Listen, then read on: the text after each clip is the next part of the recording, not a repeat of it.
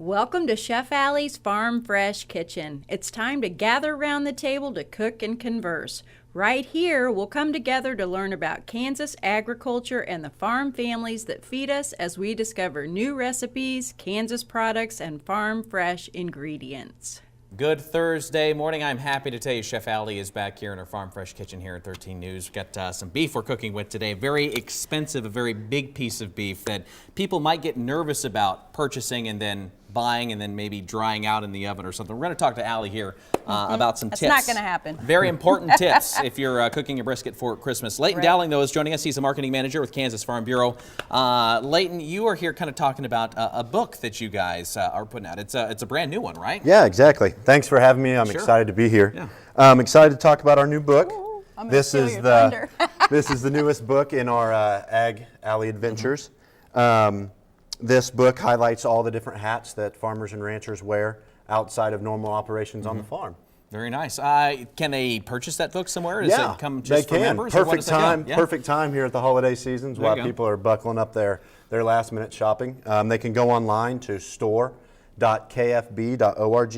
and purchase the series or just this book to complete the series if they already have the other 6. Okay, and Alli, they might be able to read that book when the brisket that they are preparing is either in the oven or the pressure cooker. They're going to have to read fast if it's in the pressure cooker though, right? Yes, so that's what I used this morning. I used R2D2 and my new big guy. This is the 10-quart pressure cooker.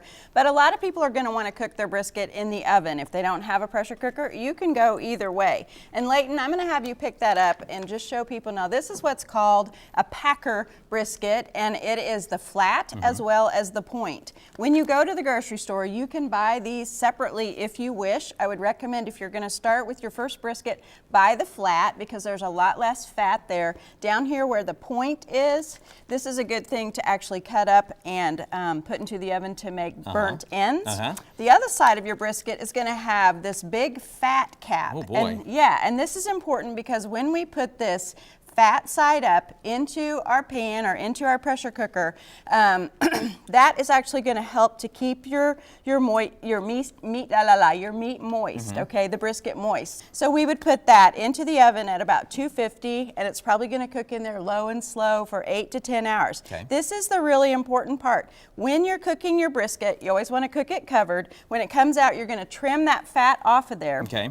You're going to chill it in the refrigerator in those juices, okay? Because what we have right here is a warm brisket, and that's much harder to slice. So you don't serve it right out of the oven then? You can, but if you chill it, that lets it soak up some of those juices. When you slice it across the grain, always across the grain, it's going to be much easier to slice when it's chilled. Okay. Then you just reheat. We're not worried about an internal temperature when it comes to brisket, okay? What we're worried about is how tender it is. So Chris, when you stick this into this part of this brisket over here, see how that comes in and it just goes right in. Over here, not so much. So when you stick your fork into that brisket to test it, if it slides right in there, you're good to go. Okay. If not, if it fights you at all, stick it back in there covered at 250 for a little bit longer. You will have a delicious brisket. We also made a little sauce. This is a balsamic sauce, so we sliced across the grain, we drizzle it with the sauce.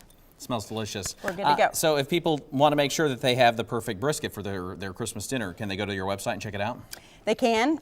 The recipe is there at chefallisfarmfreshkitchen.com. And I also might point out this brisket that we have today came from Fantastills, and that's always a fun place to go visit down at Emporia. So I really appreciate partnering with them. Very nice. As well as Kansas Farm Bureau. Yes. And you can always go to kansaslivingmagazine.com because we always have Chef Alli recipes and tips and all kinds of great things there at our online magazine. See, Leighton, these segments are easy because all I got to do is start it up, talk with you a little bit, and then she takes the rest. I know. And then I toss the break, excited. and then we get to eat some brisket. That's right. So thanks for joining us today. Thanks Alli, for having me. We'll be right back.